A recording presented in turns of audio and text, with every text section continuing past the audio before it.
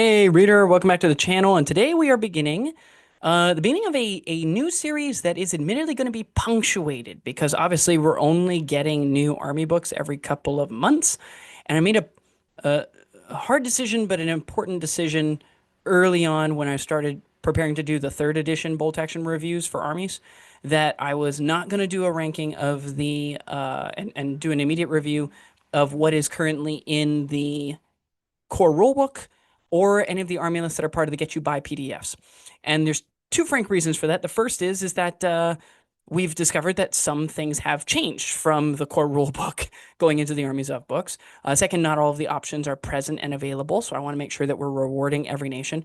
And three, frankly, I didn't know how to call it like a placeholder video until the new ones come out and then update later. So that way, 3 years from now, if for whatever reason people are still watching my channel, they come and they see that there are now two videos on the armies of France instead of one video on the army of France and which one's up to date and things like that. So I decided, you know what? I'm just going to wait. I'm going to wait for a couple of releases before we start this series so that I can get an idea of what we're looking at. And I feel at this point, like if I time it just right, once we finish the first three in the series, which will be Germany, United States, and Great Britain, we should be basically right around the corner from the Soviet Union book dropping. So then we'll probably take a quick look at that one, take a quick mull over it just to see what's going on. Probably do that video, and then from there, obviously, it's going to be months between releases for this one. So this will be an ongoing series that we're going to be doing for potentially a very long time, depending on how many different army books they end up giving us, because the Commonwealth is broken out from the others. So I don't think it's just going to be, the major players, roughly 7 nations, plus 2 compendium books, which I'm really a big fan of. I hope that, maybe some armies don't need their own books. Norway, Bulgaria, they probably don't need their own. But I do think that giving some of those minor nations a little more room to breathe, a little more of the narrative side of things, play through a little more of their part of the war, I think that could be a very good business decision for both Osprey Publishing and Warlord Games. So we'll see what ends up happening, but suffice it to say, it means that we may take a while to do this series. And so, since I've already rambled on about what takes so long, just know this is probably going to be the longest one that we're going to be doing in terms of review, because the German army list is huge. We're not going to be going point by point through each of them, but we are going to be going by categories. And this brings us to how we're going to be doing the rankings, okay? I sat down and crafted a system whereby there are 100 points up for grabs.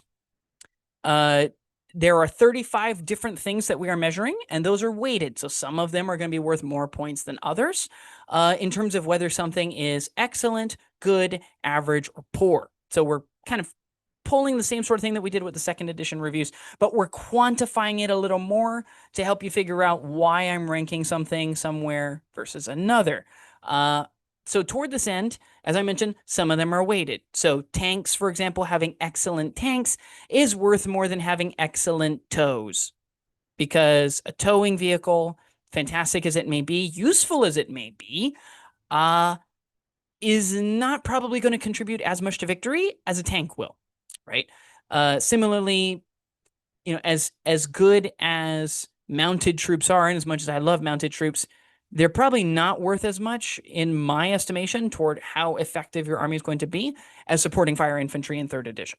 Okay, so toward that end, just know there's 100 points up for grabs, and we'll kind of walk through how it's going to end up working out. But just suffice it to say, I would be very surprised if any nation gets a perfect 100. I don't think they are. I think instead what you're likely to see, so don't read like 90 to 100 as like an A tier army. Don't treat it like school. If something's getting more than 60 points, that means that on average, they were pretty close to excellent in basically everything that really mattered. So 60 and above would be your A tiers, and then somewhere down there where it's going to filter down into B and C tiers, and we'll see how it all works out in terms of what the spread is. But just suffice it to say for now, as we're walking into this, do not expect 100-point armies. Probably don't even expect 90-point armies, as you'll soon see, because you would need to stand out above the others in order to start earning some of the points in certain categories. And some armies, most armies are very similar in the mortar category, right? Most armies are very similar in the sniper category. So because of that, a lot of people are going to come in average on that, just because unless you have a subtype that's helping you out, or a special rule like the Finns do for their sniper teams, right? Or something like that. There's a very high chance that you're going to get an average, and an average is not going to gain you a lot of points, right? So toward that end, what are we going to be ranking? We're going to be ranking 7 overarching categories, and each of these has roughly 5 within them. We're going to be looking at Army special rules as well as subtypes, to reward people who have really good rules just innately to help you with playing the game. Okay. We're then going to look at headquarters choices. This would include your company level style stuff like the company commander and the chaplain. It also include, obviously there may be some levels at which having an army special rule at the top might also help you with your HQ choices down here below. Subtypes will also end up helping out. So to some extent, army special rules and subtypes are going to be ranked multiple times. It just depends on what it is that it's improving, right? We're going to look at infantry choices of various kinds. This will include engineers, by the way, which now every nation has access to. Just some of them are better than others. I thought for a moment about maybe breaking it up by platoon. The biggest issue with breaking it by platoon was transports and headquarters units, because you were always including HQs and transports in every single platoon, which means if somebody got a bonus to transports or HQs, they were going to get a bonus to every single platoon pretty much, and that was potentially problematic. So I decided to break it out by rough unit type, and then just know that obviously if you have a really good platoon of a given kind, that's going to help you in one of those particular types. Okay. Be looking at team weapons, artillery choices, attack vehicles, which is just to say tanks, tank destroyers, self-propelled guns, anti-aircraft vehicles, and armored cars, which are your 5 subcategories within that area, right? That's what we're ranking. But I didn't feel good calling it armor because obviously you've got things like, Jeeps with tons of guns on them and stuff, portees that are not armored, technically speaking. And so I didn't want to break it out into a yet another category. I feel like this is fine. I think it works out okay. And then, of course, transports and tows to close us out. So what's going to happen is in each of the subcategories within each of these, you're going to have a ranking system. Some are going to be just normal ranking, and some of them are going to be weighted ranking. And you'll notice that the only big difference between the normal ranking and the weighted ranking is an extra 2 to 3 points for the good or excellent category. And basically, it just came down to if I weighted it that specific way with the specific ones that I knew were probably more likely to help you with success in winning scenarios, just giving those extra 2 to 3 points per each of those would bring us to the perfect, beautiful number 100. And I decided that was what we were doing. So just heads up, that's kind of what's going on there. But suffice it to say, if something's average, it's not going to hurt you. It's just going to be a 0. It also isn't helping you, but it isn't going to hurt you. You aren't going to get that many negatives, right? You'd have to have a pretty poor set of choices for something in order to get any negatives at all. So good news, especially for those minor nations who don't have as many options. You actually won't be losing too many points, because even if you don't have anything in a category, it's still 0, right? We're not penalizing anything. And I think that helps to keep it fair for everything, because some nations, for example, don't get flamethrowers. I don't think you necessarily need a flamethrower to perform well in a scenario. And so with tons of blabbering done, let's go ahead and move into what you guys care about, which is ranking things and seeing how accurate I was and whether or not you agree with me. And so to lead us off, we're going to look at the special rules and subtypes. Germany has a really good spread here. Hitler's Buzzsaw, in my opinion, is an excellent special rule because it is something you can easily take advantage of. You can take advantage of it with infantry. You can take advantage of it with vehicles. You can take advantage of it with transports and tow style vehicles. There's a lot of different ways to be able to maximize the benefit in an army, and they're all pretty much required stuff for you to take, right? You have to take a couple infantry sections. You are likely to take an armored platoon because it's Germany, and let's be honest, we kind of love playing the game with tanks, right? Even your self-propelled guns and non-tanks, your tank destroyers even, they can take quite a few machine guns. And so because of that, there you go. You've got some extra value coming out of those. Blitzkrieg, in my opinion, is a good special rule. And the simple reason for it being good instead of excellent is the fact that there is an inherent tax to using Blitzkrieg because you cannot get this benefit with inexperienced officers. It does require you to pay for regulars or veterans. It's not a dramatic tax, 9 to 18 points or so. But in general, that does mean it could be better than it is. And sometimes you will not have that many units within your human snap 2 range. It's not particularly common, but once you start losing casualties, you might find that you're not actually getting the benefit of Blitzkrieg. So I didn't feel particularly good putting it in as excellent, especially since Germany has so many other special rules that are very good and easy to take advantage of.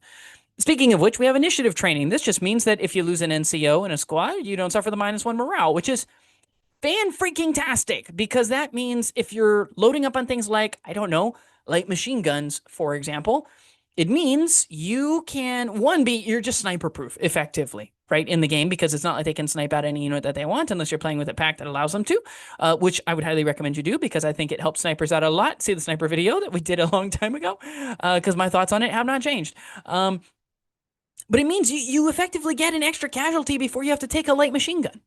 You get an extra casualty before you might need to take a submachine gun if you decided you didn't want to take an SMG on the NCO, maybe because he's designed to be the first guy that you lose. You get a flexibility now with Germany that other armies, I'm not going to lie, in most cases would really like to have. And so this rule is excellent. It's very good. It's actually improved over its second edition counterpart, which not everything in Bolt Action third edition is. And then we have Panzer Ace. Panzer Ace is average in my mind. It does make that one veteran tank that you take, which probably has like a heavy or super heavy anti-tank gun on it, very good at knocking the lights out of another vehicle. Because not only are they getting an extra +1 to penetration, which means for the cost of a heavy AT gun, you're getting a super heavy AT gun. Admittedly, at veterans, you are paying a tax in order to get it, which also factors into my ranking. But in addition, you're getting a +1 on the damage chart. So now you're never just going to rattle the crew up. Something is going to happen to whatever it is that you end up rolling. And your chances of setting something on fire on a glancing hit or blowing something up goes up dramatically by about 16, 17%. And so Panzer Ace is good. It is not strictly necessary in order for you to win a match in Bolt Action. You can live without Panzer Ace if you need to, which is encouraging, especially if you're playing at one of those lower points tournaments. But the result is Panzer Ace, in my mind, it's good. It's fine. It's not great, and it's certainly not excellent, but it is fine. And then in terms of our Defend the Fatherland subtype bonuses, the Fallschirmjäger bonus and the Waffen-SS bonus are average. The Stubborn and Fanatics videos are coming down the line. The script is already written. I'm mulling over it just to make sure that I'm not being too harsh or too unfair. They have a place. That's why they count as average. They are especially good against flamethrower units. They can be very useful against heavy machine gun units, all of which are very effective in Bolt Action. And you do need to have a plan for dealing with those kinds of armies. However, there are quite a few cases, especially for the units that can take this upgrade. The overwhelming number of units that can take this upgrade, you are paying extra points, 1 to 2 points per person in the squad, for something you will use once per game. And that, in my mind, maybe not the best. There are some other units that can make quite effective use of these, and we'll talk about that a little bit later when we go through the actual unit reviews. But suffice it to say, in my mind, like, they're fine. If you want to take them, especially from a theme and flavor perspective, there's nothing wrong with that. It will give you a bonus, and it can be a very nice bonus. It might even save your bacon and help you win a game, because you might be up against an army that is, heavy on assault, and you took a bunch of SS guys that are all fanatics, and the result is you get to fight, and you don't have to worry about a low roll that you make, because, hey, you probably get a second round unless you get just completely wiped off the table, in which case that was going to happen, right? Not much you can do about it. So, they have their place. I just don't think they're the greatest. And then with the Gebersjäger upgrade, I think that's excellent. I think Fieldcraft is the underrated. Maybe it isn't underrated, because a lot of competitive guys talk about it, but I think it's one of the special rules that a lot of people leave at home, and they really shouldn't be. If you have access to Fieldcraft, I think Fieldcraft should appear in your army somewhere, because it is extremely useful, especially in a world where instead of hit modifiers, we're doing cover saves now. And so we're seeing tables in general get a little thicker when it comes to terrain, and especially dense terrain that would allow people to completely obscure line of sight. So gunline armies are not just overwhelming and destroying everybody. And so because of that, I think the Gebersjäger upgrade is a really good one. It does require you to take them veteran, so I'm not saying there's no trade-off here, but I feel comfortable ranking it as excellent because I think it is actually really good. And so far, going into this, we scored 7 points out of a possible 10. Going on to the German headquarters side of things, here we've got officers. I think your officers are excellent. You get a full 5 points. This is the underlined sections are all the weighted ones. By the way, we didn't have any weighted ones in the earlier section, mostly because it's hard when you don't know what anybody's subtypes are going to be or what anybody's army special rules are going to be in advance to really decide, okay, well, one of these is going to be weighted. But in this case, the officers are excellent, and you get the full 5 points because, you know what, you can take all levels of officers, you get all the veterancies, and if you want to take them more expensive, they're not only more resilient, more likely to do what you want, they get the extra snap too, which is really nice. And so feel confident giving them the excellent. Similarly, the medics are also excellent. You get access to a 31-point Gebersjäger medic, which I haven't seen anybody run yet, but I've run it once. And it was really good because he could keep up with anybody. He could get away if he was in trouble by simply running through dense terrain. You could keep him behind the dense terrain in order to support other troops that maybe were in the ruin. You could keep him behind the ruin so he couldn't be targeted, but he was still giving the 6+ save to the people that were in there past their already existent save. He was quite effective, right? And alternatively, with the medics, you can take a 23-point regular medic with no subtype upgrade, and you can just throw him in a Kubelwagen or a Kettenkrad.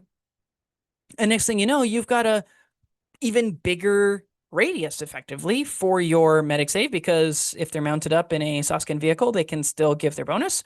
And now the base gets bigger, which is really sweet. And if you really need him to get away, especially if he's in that Kubelwagen, you can move this guy to another part of the battlefield where you need him, or to get him out of danger. All of which, in my opinion, is really good. Not to mention, he's loaded up, which means I'm pretty sure your Kubelwagen or Kettenkrad is not going to just run away if the enemy parks a guy within an inch, because it isn't empty, which is nice. We got forward observers. These are average. Like, they're fine. If you want to run something, maybe because you like Messerschmitts or something like that, that's great. There's nothing wrong with it. They're not particularly good. They're basically just what everybody gets. So, nothing special there. And the subtype upgrades don't particularly help the forward observers. And then similarly, chaplains are just kind of average. Again, it's not like you get any upgrades that really help them out. They're fine. And then they don't get access to a political officer. So here we've scored, we're now at another 7 points, bringing us to 14 out of 23, which is not a bad showing. The German infantry, this, as you can tell, they scored perfect points at 16. I'm not going to say you can't do better than German infantry, but I'll tell you this. If you want something, you're going to find something that's really good. You get really good supporting fire infantry, mostly because of the light machine gun bonus that you get from Hitler's Buzzsaw. You can also lose the NCOs at first casualty, so you can keep and maintain that LMG base of fire a lot longer, as we talked about earlier.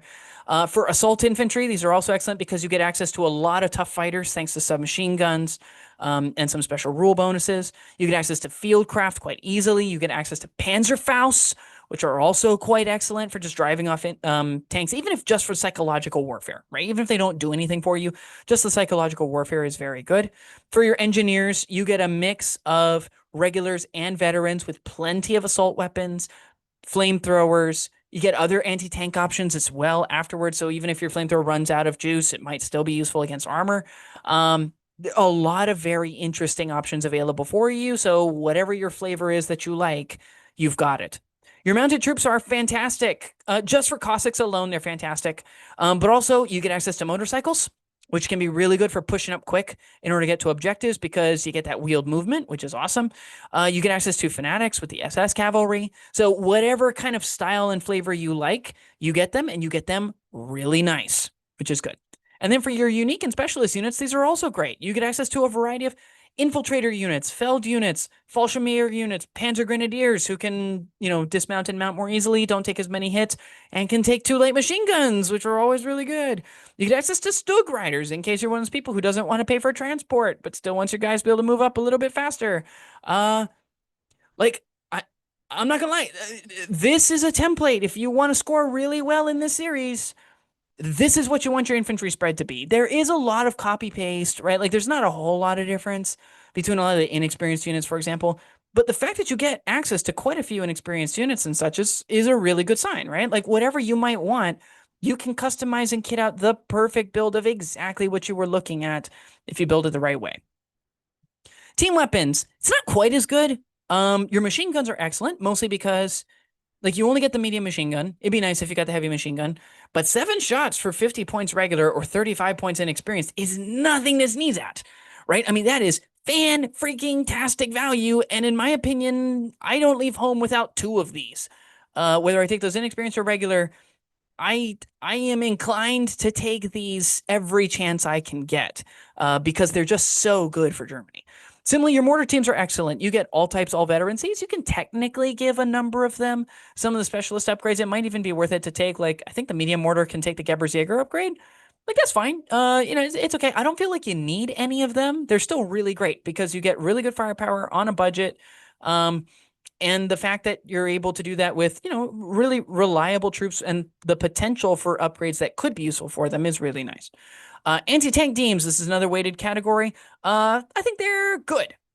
I'm not personally a fan of the uh, Goliath Demolition Mine. It can be used effectively, but, whatever. I'm not a personally big fan of the Panzer Shrek. It's fine. I wouldn't probably personally do it. AT rifles are also really good. And so you're probably going to get a good rating just because you have AT rifles, because they are actually quite effective. I know Ian's going to tell me in the comment section down below that no, they're not. And hey, fair enough. But hey, I did the whole video on AT rifles. You can check out the video on AT rifles. I still stand by everything I said there. I think they're great. Not excellent, but I think they're good. Sniper teams are average. You don't get the Guevara sniper like you did in second edition. If you were, you'd probably be excellent, honestly. But I mean, I think they're fine. If you want to take a sniper, you can totally do it. They do have their place. I think they do have uses.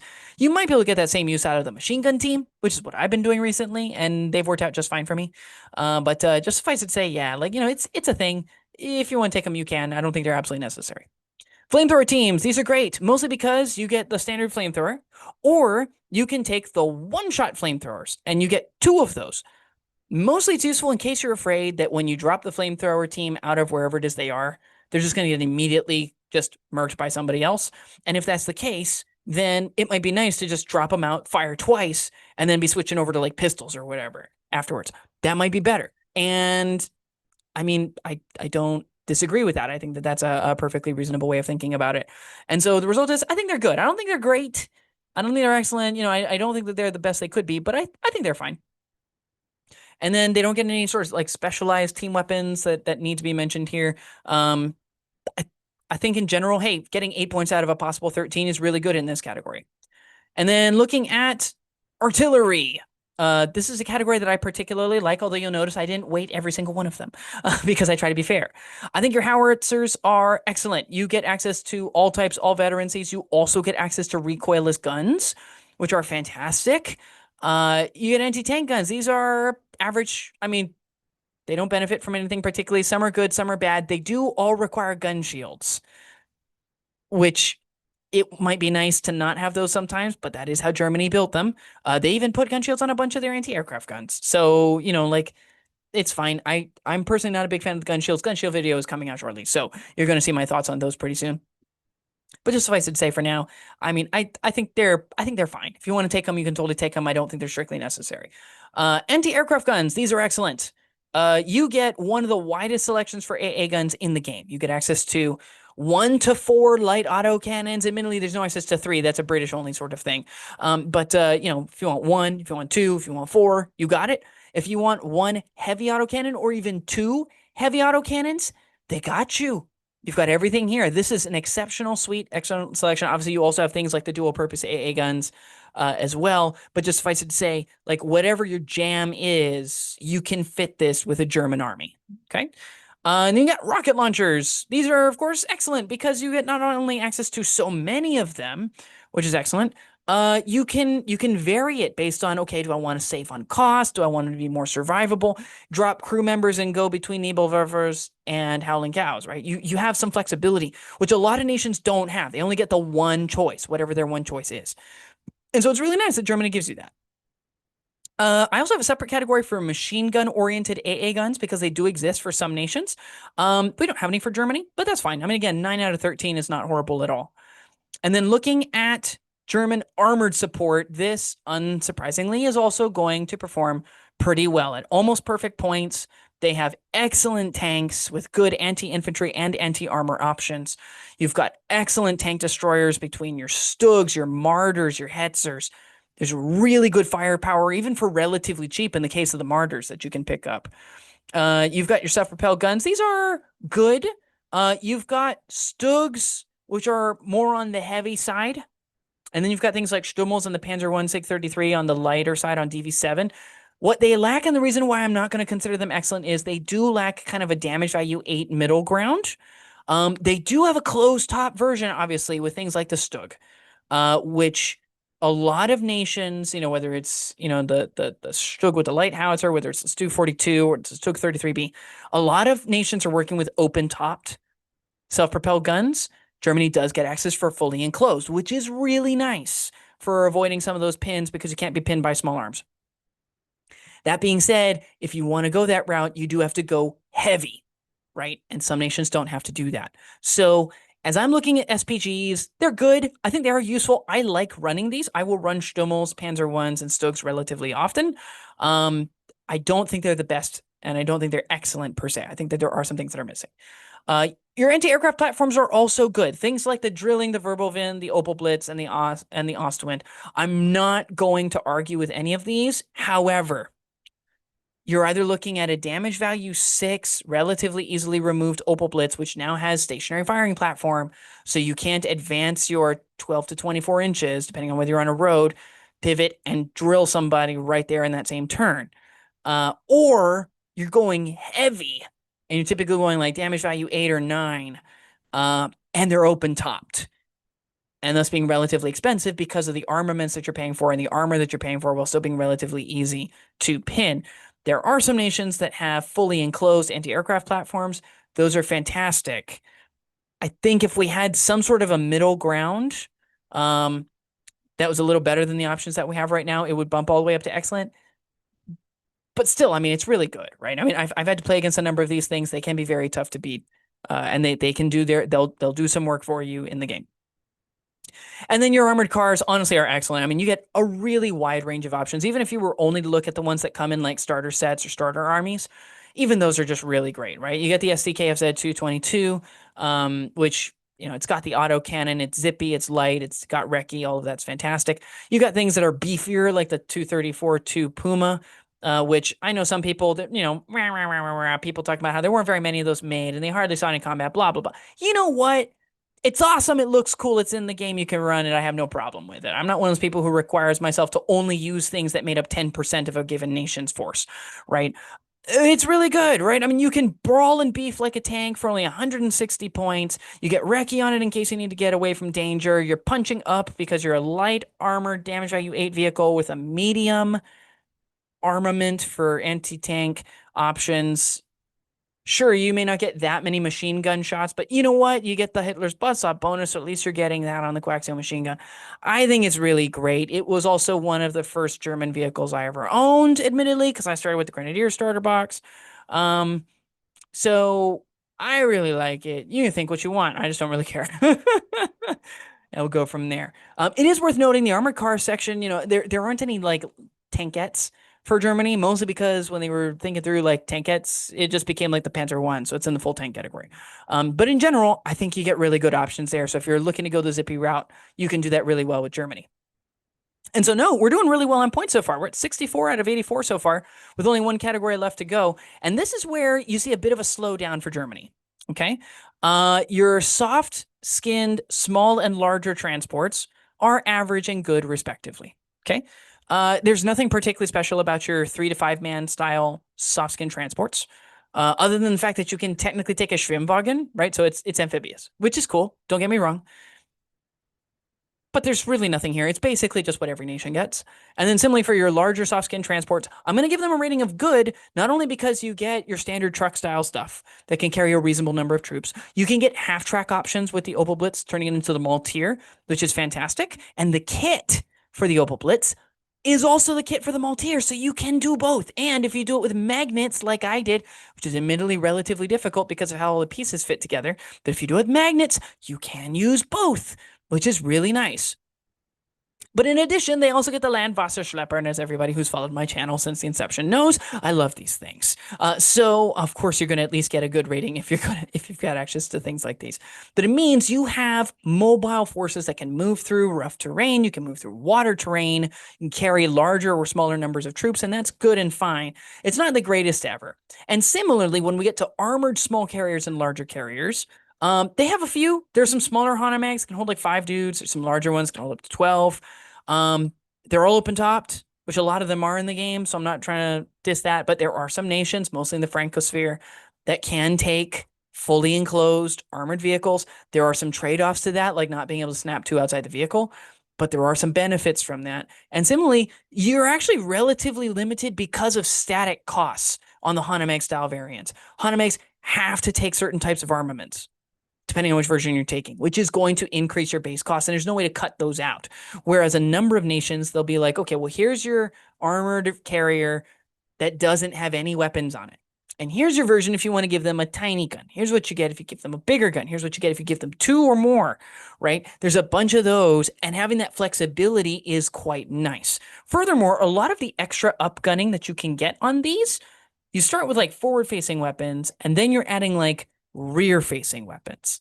And if you haven't figured out yet from my channel, I'm not a fan of rear-facing weapons. In my opinion, especially if you're a transport, if you have to use a rear-facing weapon, you're in a lot of trouble with a transport unit, right? With a rear-facing MMG from a tank, whatever. It's still not great, but like, whatever. Like, you know, there are some advantages to doing that. I could see it being effective because it's a brawling fighting vehicle. Transports generally are not, especially the open-topped versions of these things. I'm not a fan. So they're good. Don't get me wrong. I love my Hana mags. I run multiples of them most of the time when I'm running Germany.